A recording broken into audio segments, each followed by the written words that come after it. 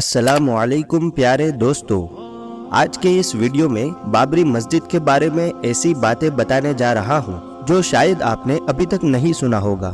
प्यारे दोस्तों, क्या आप जानते हैं कि बाबरी मस्जिद भारत ही नहीं बल्कि एशिया की सबसे मशहूर मस्जिद मानी जाती है। ये मस्जिद की तामीर का सबसे बेहतरीन नमूना थी। इसे भारत का इस्लामी द्वार भी कहा जाता था। बाबरी मस्जिद को बनाने में 2000 मजदूरों ने हिस्सा लिया। इसे बनाने के लिए दुनिया भर से इंजीनियर और आर्किटेक्ट बुलाए गए थे। ये भारत की एकमात्र मस्जिद थी जिसमें सबसे पहले वॉइस रिफ्लेक्शन टेक्नोलॉजी का इस्तेमाल किया गया। बाबरी मस्जिद का निर्माण 1528 ईस्वी में बाबर के सेनापति मीर बाकी ने करवाया था। ये 16वीं सदी में बनी उत्तर प्रदेश की सबसे बड़ी मस्जिद थी। बाबरी मस्जिद इस्लामी वास्तुकला का सबसे बेहतरीन नमूना थी। इसे बनाने के लिए दुनिया भर से पत्थर लाए गए। ये भारत की अकेली ऐसी मस्जिद थी जिसमें सबसे आधुनिक एयर कूलिंग सिस्टम का इस्तेमाल किया गया। इस मस्जिद में ऐसी टेक्निक इस्तेमाल की गई थी जिसके अंदर कभी गर्मी महसूस नहीं होती थी।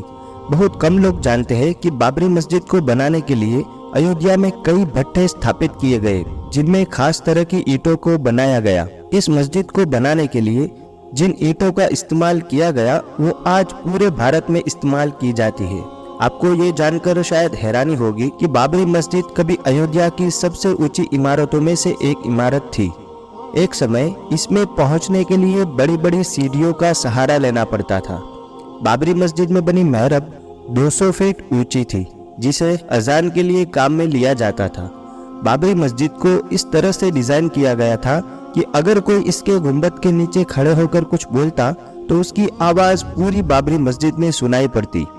ये अयोध्या की सबसे बड़ी जामा मस्जिद थी। अंग्रेज गवर्नर लॉर्ड विलियम बेंटिक भी बाबरी मस्जिद की तारीफ किए बिना ना रह सका।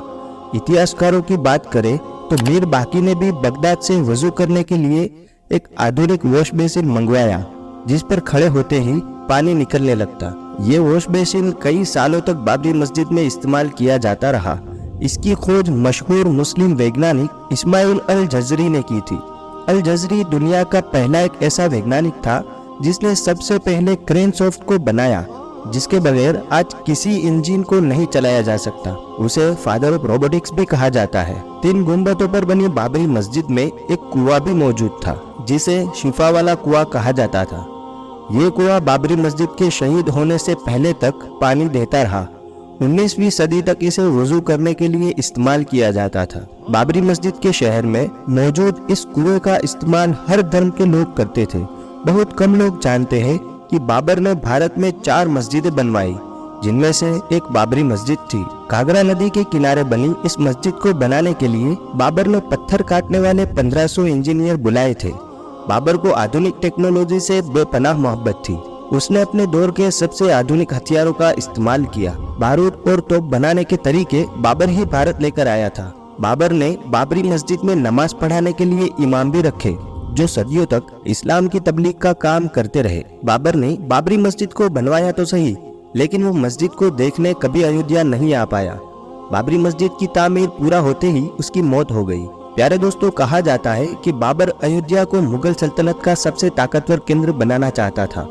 यही वजह है कि उसने पूरी ताकत लगाकर अवध रियासत को मुगल सल्तनत का हिस्सा बना लिया। अयोध्या को पहचान दिलाने में बाबरी मस्जिद का बड़ा किरदार रहा। ये निर्माण और स्थापित कला का सबसे बेहतरीन नमूना थी। इसके डिजाइनर और स्ट्रक्चर को बाद में ताजमहल में इस्तेमाल किया गया। बहुत कम लोग जानते हैं कि बाबरी मस्जिद का निर्माण एक पहाड़ी पर किया गया था। ये पहाड़ी बाढ़ से बचने के लिए अवध प्रांत की सबसे सुरक्षित जगह थी। बाबरी मस्जिद को मंदिर बताने का सबसे पहला काम निर्मोही अखाड़े ने किया। प्यारे दोस्तों, 1853 में नवाब वाजिद अली शाह के दौर में सबसे पहले मस्जिद की जगह मंदिर होने का फितना पैदा हुआ और देखते ही देखते एक युद्ध में बदल गया। अंग्रेजों ने भी बहुत जांच पड़ताल की और इसे मस्जिद होने का सर्टिफिकेट दे दिया। आपको ये जानकर शायद हैरानी होगी कि तुलसीदास ने अयोध्या में बैठकर ही रामचरितमानस लिखी, लेकिन उन्होंने किसी भी मंदिर को गिराकर मस्जिद बनाने का जिक्र नहीं किया और न ही इतिहास की किताबों में इसका कोई ठोस सबूत मिलता है। तब से लेकर सरकारों ने कई बार बाबरी मस्जिद को मुसलमानों का धर्मस्थल बताते हुए ऐतिहासिक फैसले दिए।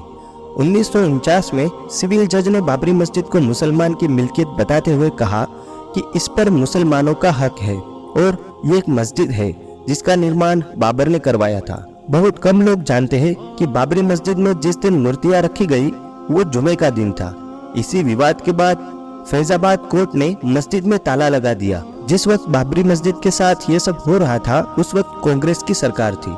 नेहरू ने भी इस विवाद को सुलझाने के लिए तत्कालीन सीएम गोविंद बल्लभ पंत को आदेश दिए, लेकिन उन्होंने नजरअंदाज कर दिया। 1986 में राजीव गांधी ने मस्जिद के कपाट फिर खोल दिए और उसी वक्त राम मंदिर आंदोलन की शुरुआत हो गई। अडवाणी की रथ यात्रा ने भी सब कुछ बदल दिया। ये रथ जहाँ जहाँ से गुजरता वहाँ की आबो हवा ही बदल गई और भारत में एक नई राजनीति की शुरुआत हो गई। 6 दिसंबर 1992 में अयोध्या में कार सेवा का ऐलान हुआ और फिर चंद लम्हों में 2 लाख कार सेवकों ने बाबर की बनाई इस मस्जिद को धूल में मिला दिया। बाबरी की शहादत भारतीय संविधान का खुला मजाक थी।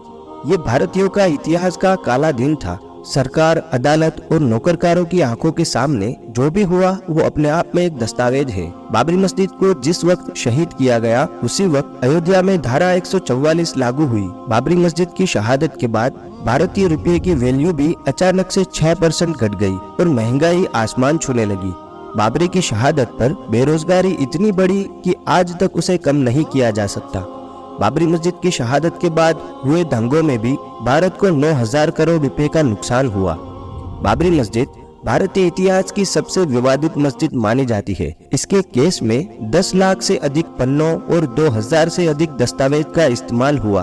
बाबरी मस्जिद के शहीद होने के 10 दिन बाद एक इंक्वायरी कमीशन बनाया गया जिसे 3 महीने के अंदर रिपोर्ट पेश करनी थी, लेकिन उसने 17 साल बाद अपनी रिपोर्ट पेश की और इस तरह लिब्राहन आयोग भारतीय इतिहास का सबसे खराब इंक्वायरी कमीशन बन गया। बाबरी मस्जिद की शहादत के जिम्मेदार लोगों पर भी केस दर्ज करने में सीबीआई को 1 साल लग गए। सीबीआई ने 49 लोगों पर केस दर्ज किया जिसमें सारे लोग बरी हो गए और इस तरह बाबरी मस्जिद को किसने शहीद किया ये आज तक किसी को पता नहीं चला। 30 दिसंबर 2010 को इलाहाबाद हाई कोर्ट ने बाबरी मस्जिद पर फैसला सुनाया और उसे 3 हिस्सों में बांट दिया।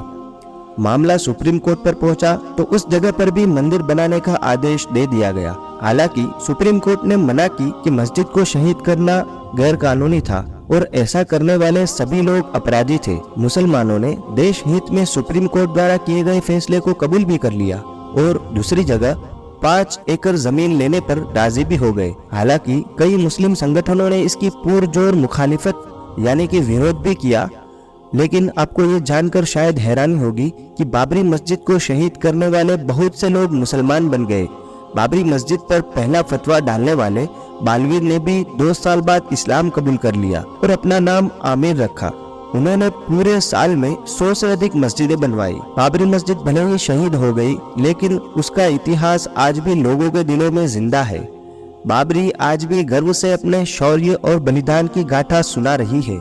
अगर एक मुसलमान होने के नाते आपको गर्व महसूस हुआ हो तो इस वीडियो को लाइक करके कमेंट में अल्लाहू अकबर जरूर लिखें।